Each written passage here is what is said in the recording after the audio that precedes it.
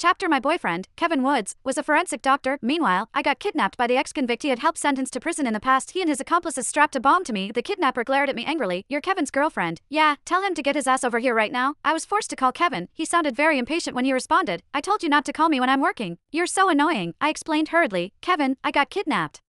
They're trying to get revenge on you. You mustn't come to my rescue." Before I could finish my sentence, the kidnapper snatched the phone away. Kevin's voice drifted clearly from the loudspeaker. "Michelle, are you nuts? I told you I'm at work. How dare you joke around with stuff like that? Do you even know that Bai's cat has been stuck in the tree for 3 days now? If I don't save it, it'll die. And to think that you came up with this reason just so you could get me to go home. You might as well just tell me that you're about to die." I looked at the bomb strapped to my body. The 10-minute countdown was already shown on the timer. That's enough. I don't want to listen to your lies. To Vi, her cat is as important as her life. If something happens to the cat, leading to something happening to Vi, you'll be a murderer. I won't let you off the hook. At that moment, a sweet and soft feminine voice drifted from the loudspeaker. "You're amazing, Kev. To think you actually saved my darling kitty." After that, the call ended. The kidnapper cursed out loud. "Ugh, how unlucky. Kevin doesn't love this woman at all. We got the wrong woman." Once the kidnapper and his accomplices left, I stared down at the bomb strapped to my form. Tears began rolling down my cheeks at that time. Even the kidnapper could tell that Kevin didn't love me at all. To think that I'd only wake up and realize the truth on the last day of my life. The Vi woman Kevin had spoken of happened to be his childhood friend,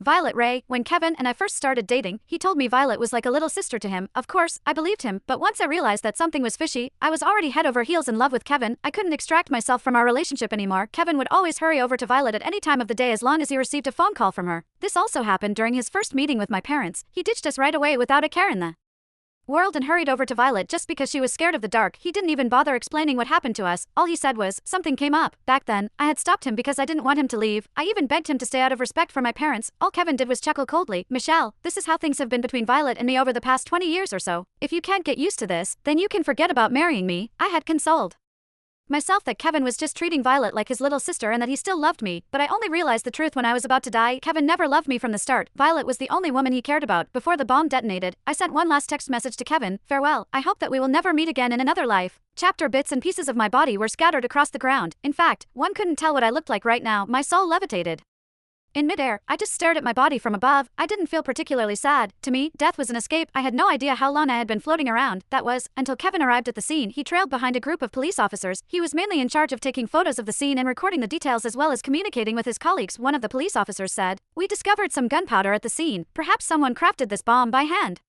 The thing is, the victim's identity remains unknown for now." Kevin frowned as he looked at my body. I could feel nervousness starting to sink in. For some reason, I had this strange desire welling up in me. Would Kevin feel remorseful if he were to find out that I was the victim? I stared at Kevin unblinkingly, hoping to pick up on a glint of recognition in those eyes of his, but Kevin just stood up while maintaining a mask of impassiveness. "I can tell that the victim is a female."